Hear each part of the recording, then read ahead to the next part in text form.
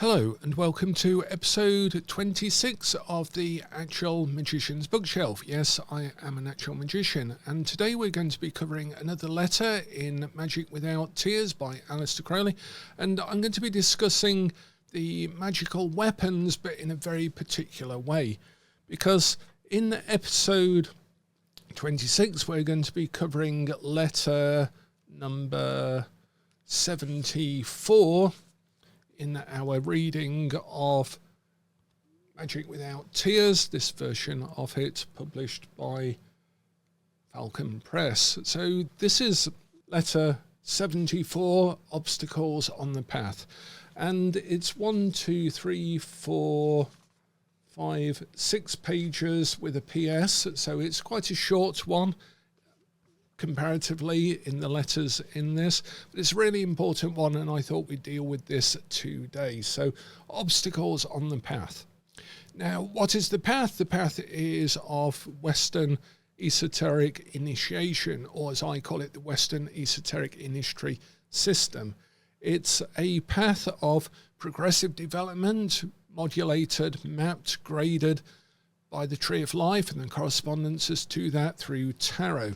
And of course, the 4 elemental weapons and the 4 elements, in this case, this is my athame, so it's actually a witchcraft implement, but it is standing for the sword in this particular video. I'll go and get my magical sword at some point, as they say. And so we're going to be covering the obstacles that Crowley talks about. And he takes a little bit of time to get to it, but then he really talks about the 4 obstacles in terms of the 4 elements and the 4 weapons of the magician, being the chalice, the wand, the sword, and the pentacle, or in this case, my very old pentacle. This was the first pentacle that I ever bought when I had turned 16, and I've still got some old photographs of me proudly wearing it. The leather has gone slightly old on this, but this is my original pentacle. The one that was handmade for me before this one was actually stolen from the Ace of Wands Occult shop in Derby when they had a break-in. So I went back the following week because Andy, the guy who owned the shop, would have these made to order, and the one that he'd had made for me was in the shop window and it had actually got stolen. So I ended up going back the following week with a replacement one having been made for me. So I don't know what that says magically, but this is the one I've had for about 40 years now. So we're going to be covering the sword or the blade, the dagger, the wand, and this was the wand I used in the Abramelin working. This is the actual wand that I used with the lapis lazuli. I don't know if the camera will bother focusing on that for us. Probably not. So that's because it exists in a slightly altered dimension, I guess.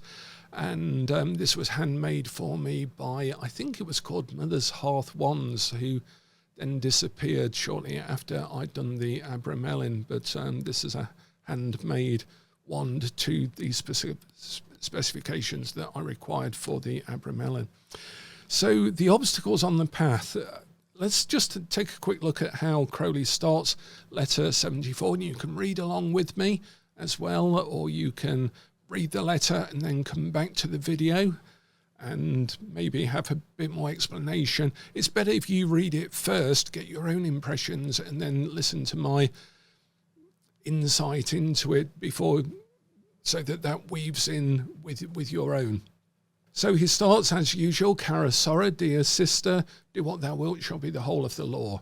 Peccavai, but how? But my excuse is good, and I will try and make amends. First, a little counterattack. Your letter is so rambling and diffuse that at first I couldn't make out what you were getting at, and at last decided that it is too random to reproduce, or even to deal with in detail. I shall simply formulate the case for the prosecution, plead guilty, and appeal for clemency. So he's a bit tongue-in-cheek. He's very casual with these letters, which is quite nice to see. And peccavai means, in Latin, it's a past tense. It means I have sinned. I've done some wrong. So he starts off with Peccavi and how, but my excuse is good and I will try and make amends. This is obviously referring to a previous letter, and in particular the student's response to it. Her response to it was so dismaying to Crowley. And there's a few letters around this time where Crowley is half jokingly, half seriously saying, you still haven't got the point of what I'm trying to say. Let's try this again. So he writes another letter basically trying to plead guilty to having confused her in the previous letters, and then tries to make amends by going at it from another angle. And this is why these are useful, because Crowley's really trying to find the best way of explaining things to a student. And he says, the gravamen is that the path of the wise is gay with flowers, gilded with kiosks, and beset with snares. That every step is the abode of terror and rapture, and all that. Yet I habitually write in the manner of a drunken dominie. You gaped for Aeschylus, and you got theognosis. I'll try and explain that in a separate note, I think. So he goes on to say, I tempted you, it seems, with the chemical wedding of Christian Rosencreutz. He calls it the chemical marriage of Christian Rosencreutz.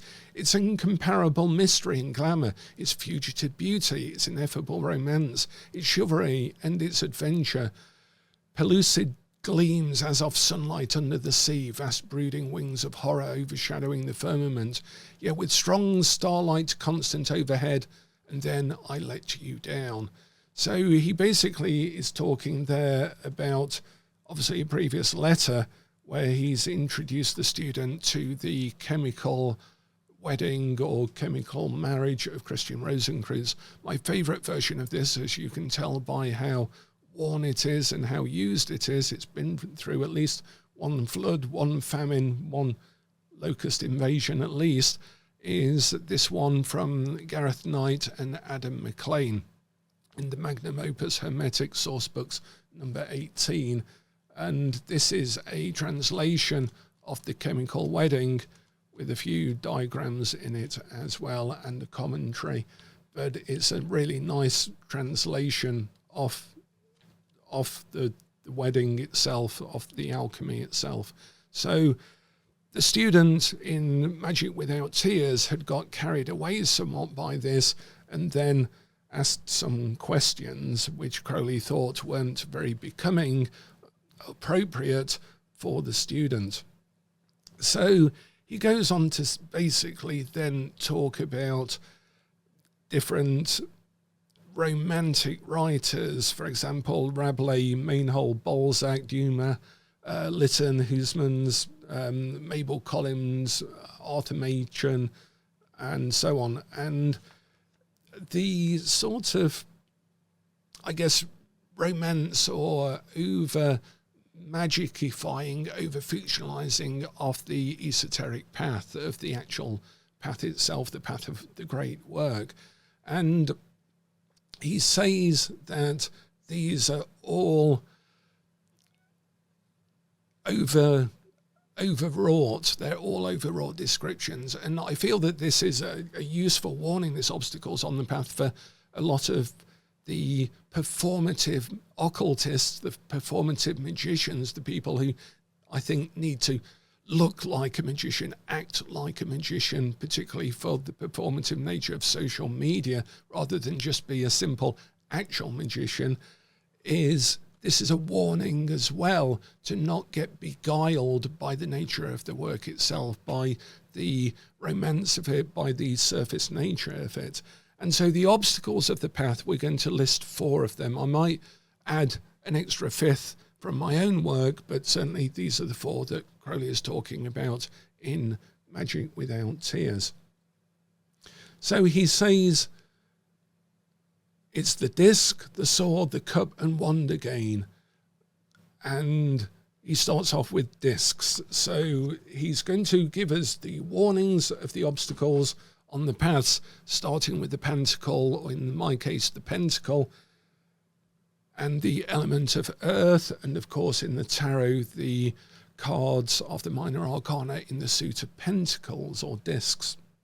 And there is a lesson about the obstacles or challenges of the path in all of the minor arcana and in each of the suits as well. And this is partly why I teach the Tarosophy 3-minute method of obstacle or challenge, resource and lesson to learn each card, because then I don't have to reteach the student later on in their work about the obstacles that they're overcoming or challenging. We've already snuck that into their tarot learning, maybe years and years and years ahead of them actually then having to understand why they have learned that language, why they've learned the language of the tarot.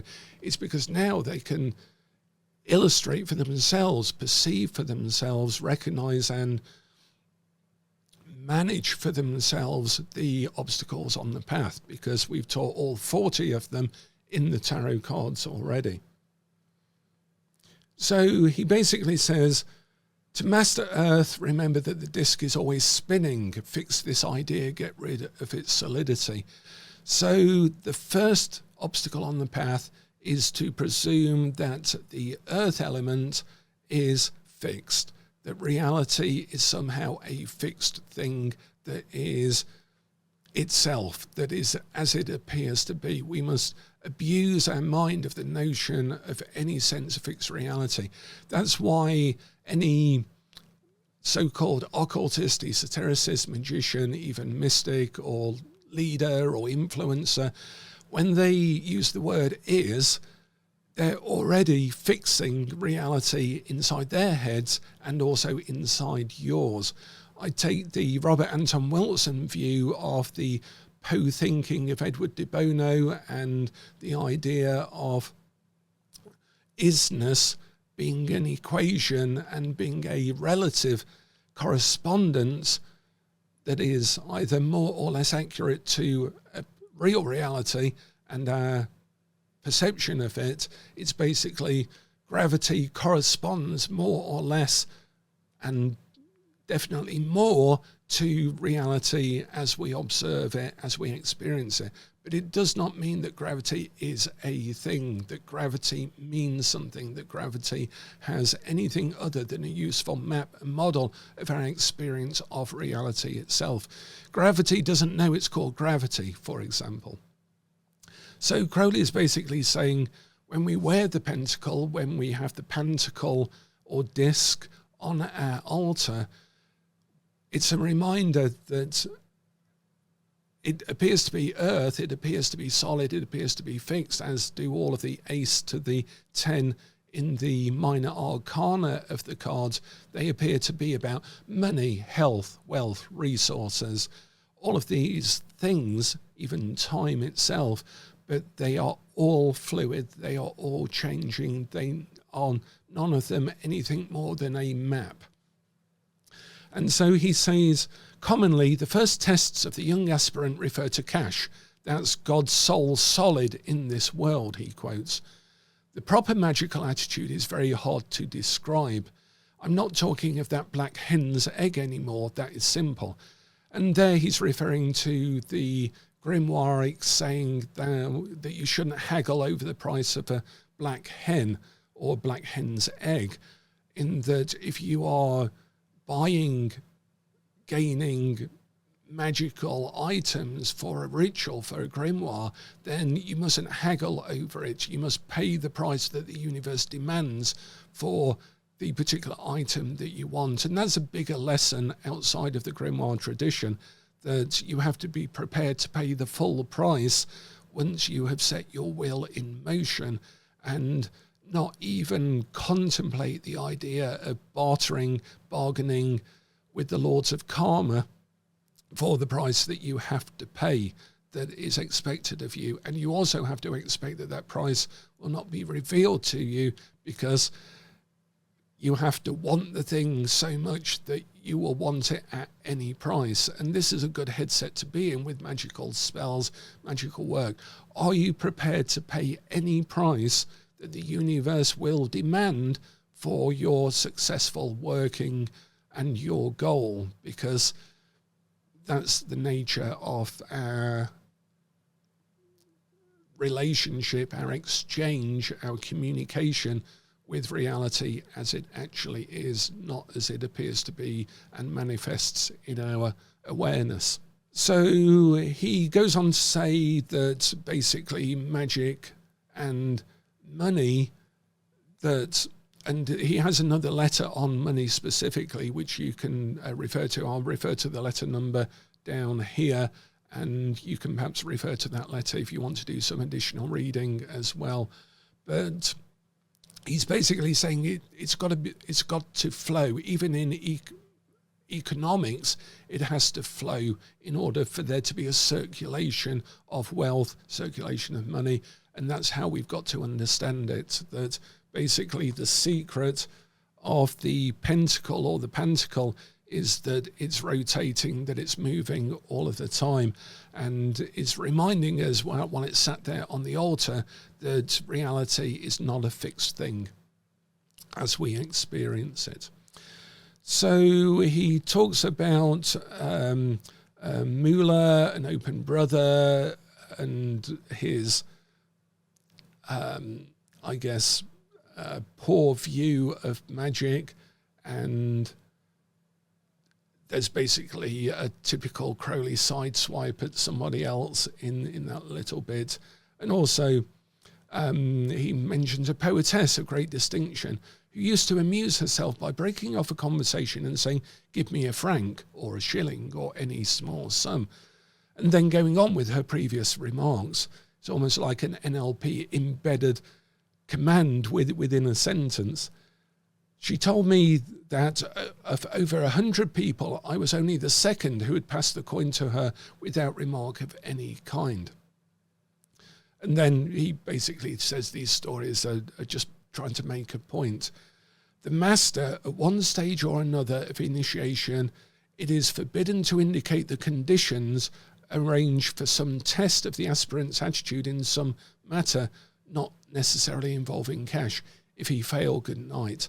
So basically he's saying that there is also a test whether the student has transcended their notional idea of cash. And I would guess in Crowley's case that would be Crowley asking them to spend a lot of money on something and seeing if they would follow his command in order to show that they transcended their attachment to money. Whether Crowley had done so or not is up to you to decide, I guess. And then he goes on page 449 to swords, or in this case we're talking about the athame or dagger and its relationship to the mind, so to the mind and to the thought process and to logic. And he says swords now.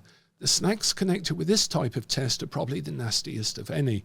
Misunderstanding, confusion, logical error, and worse, the logical precision of the kind that distinguishes many lunatics, dispersion, indecision, failure to estimate values correctly. Oh, there's no end to the list. And this is something that I really, I'm going to wave this around, agree with in terms of a lot of the stuff that I see on occultism and magic on the internet and in quite a few books as well. The main thing that I think I thank my lucky stars for from my second occult teacher was that he taught me and introduced me to symbolic logic, which I may have mentioned in other videos, by Charles Dodgson, Lewis Carroll, but also that whole range of logical thinking, precise thinking. And I practice every day. I still try and attain towards it somewhat, but I see a total lack of it in a lot of occultism.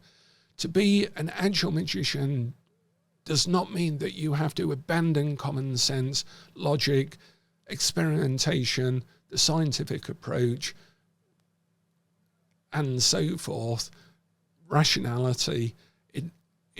It's all employed within our field. And in particular, obviously, the academic study of magic, but also the practical application of magic really requires clear thought, absolutely rational, balanced thought as to where you are going and what you are prepared to decide on and cut and be decisive about and accept the responsibility of those decisions as well, with a clear mind. And again, that mental clarity may be difficult to attain, but it's something we should work towards.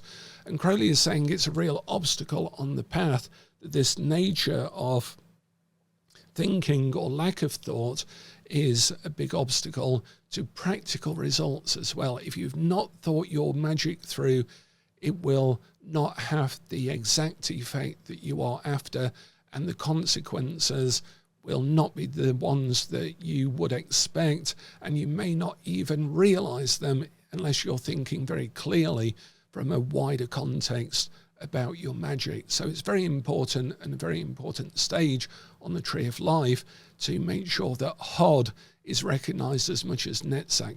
Everyone wants to work with the gods, everyone wants to do their adorations, everyone wants to have a tutelary deity that they can go on YouTube and say, my deity is Isis, or my deity is this, that, or the other, and so forth.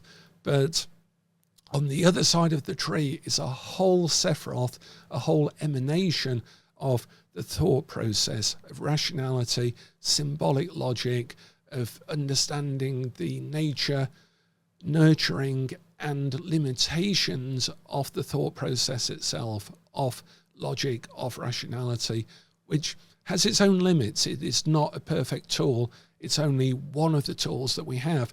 But if we don't use that tool at all and throw it out, then we are always on the other side of the tree with our choice of God or goddess, with our choice of devotion, with our choice of emotional response, going to be entirely off balance, and quite often not know it, because we're powerfully coming from a particular side of the tree and we don't realize how imbalanced that is. In fact, Crowley alludes to that in Liber Astarte when he says that the first deity that somebody chooses is often a result of their imbalance. It has to be. They need something to try and balance the missing parts, or the imbalanced or the unnurtured parts of themselves. So their deity will often be a clear reflection of their broken personality, of their inadequate psyche, their choice of deities to work with, and their obsession about that deity, particularly in demonstrating it, showcasing it, teaching it, even writing about it, and more particularly trying to convince other people of the deep relationship that they have with that deity, is all a symptomatic imbalance and demonstration of a fundamental flaw in their holistic psyche and relationship to the universe. And I think your first deities you have to work with in private. It's a bit like someone once said, as a poet, you really have to write all of your powerful first poems out. Don't publish them, don't show them anyone, destroy them until eventually you are writing for other people to identify with what you're writing about, and you're not writing yourself out into the poems. And I think that's true in occultism as well. It's an imbalance because people often reject the scientific approach and rationality to go to a more intuitive occultism. Maybe they are even anti-science, but again, that's an imbalance of the tree. We have to have Hod and Netzach always active and always working with them as well. Ideally, we always aspire to these things. And so basically he's saying that that is a problem, a snag with the swords, and that they can be nastiest of all of them. And he says, it is the same with a terrifying percentage of the people that come for teaching and initiation. So this was as true in Crowley's day as it is to this day, in my experience at least. The moment they learn anything that they didn't know before, off they fly in a temper. No sooner does it become apparent that the master is not a stupid middle-class prig and hypocrite, another edition of themselves, in short, they are frightened, they are horrified, they flee away on both feet like the man in the Bible. I have seen people turn fish belly pale in the face and come near fainting outright when it has dawned upon them that suddenly magic, actual magic, is a real thing. And it is true, if someone isn't absolutely brain wrecked by a demonstration of actual magic, if they are constantly, I sort of knew that, that doesn't surprise me, that's something that I guess is in the books or is online, that's fine, and so on. If they are not having that fundamental mental shift, then what are they even doing? Magic should terrify the bejesus out of you if it is really demonstrated and you understand the implications of it in its logical sense and what it means to your model of the universe. As my teacher once said to me, the first time you do a tarot reading and it is demonstratively proven, you should surely spend the rest of your life not doing tarot, but actually trying to work out what it means that works. It means something fundamental to your mistaken belief about reality, about cause and effect, about responsibility as a result of that, about self-determination as a result of that, about linear time, and then what that means to your model. It should fundamentally shift. But some people get a tarot reading and they go, well, that was right, or that was wrong, that was sort of right, that happened. And it doesn't completely register in their brain that, my God, what does this mean for reality and my life? It should completely confound you, magic, and then set you on a quest to work out what is really happening in actual magic and actual reality and actual life and my engagement in that. And that should be the rest of your life, because if you don't figure that out, how are you going to know the validity or the consequence of anything you do in life? And that was the thing that always confused me as a kid. It was, if I didn't understand the entire universe, how could I work out what to do inside it, how to decide something? Everyone else seemed to have figured it out. I thought when I was at school that everyone had been given a manual I hadn't been, or maybe my parents had missed an important day telling me what reality was, and therefore assuring my brain that I could make good decisions based in that context. But everyone else seemed to be making decisions about their life, doing things, getting on with things. They knew where they were going, but I thought, how do they know that if they don't understand reality? And so that is why I became an actual magician. So cups, he goes on to cups. We are much more definite again. The great test is so well known and accounts have already been published that it can be here plainly stated. Early in his career, the aspirant is exposed to the seductions of a vampire and warned in due form and due season. And he goes on to give a more everyday example of that seduction of a vampire in the world of and the obstacles of emotions or cups. That sleep with A, B, C, D, E and F, my lad, but our hearty best wishes, but not with G on any account, on peril of your work. So off he goes to G without a second's hesitation. And basically it's a real example, a demonstrable example of the emotional world and the seduction and attraction of attachment to emotional content with people, with your favorite football team, soccer team, baseball team, television series, whatever it might be, emotionally that fills your cup. That the Holy Grail is empty, but that emptiness is full of everything. That's the secret of the Grail, is that the Grail is everything and it is full of the divine, because that is, it's never just a cup. It is never just a cup with something in it. And we go searching for a cup with something in it that will answer all of our emotional quests. And we get attached to things. We get tempted by other emotional attachments in Chapel Perilous, in the garden and so forth as we go through the quest, but we are already the Grail. We are already living the Grail life, and this is the recognition of reality. It's the recognition of the adept in the Eleusinian mysteries who is told that Osiris is a black god or is given a grain of corn, and it is like, this is where God is here. This is the reality that we are in, and the recognition of that is our Grail quest. And Crowley is basically saying that greetings, adorations, the rest of the cup ordeals are about devotion, and it's about whether you can stay devoted to the work itself. And quite often that is despite any practical results. And then the moment you get a practical result, it doesn't tell you I'm on the right track. You become obsessed by practical results magic, and that becomes your thing. And again, it's just in that moment your soul is lost because you are no longer on the path. You are following an obstacle or temptation off the path.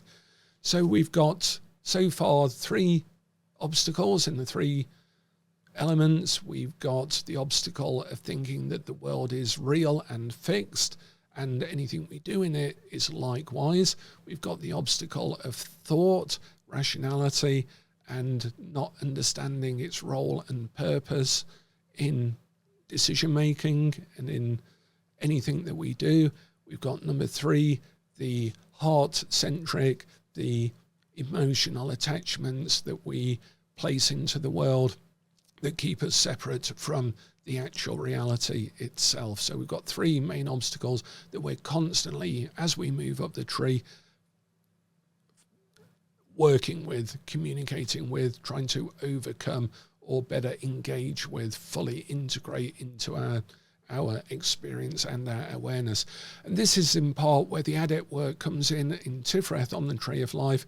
We have the 4 elements below it, and as even the Golden Dawn said, in a sense, the lower grades quit not melketh.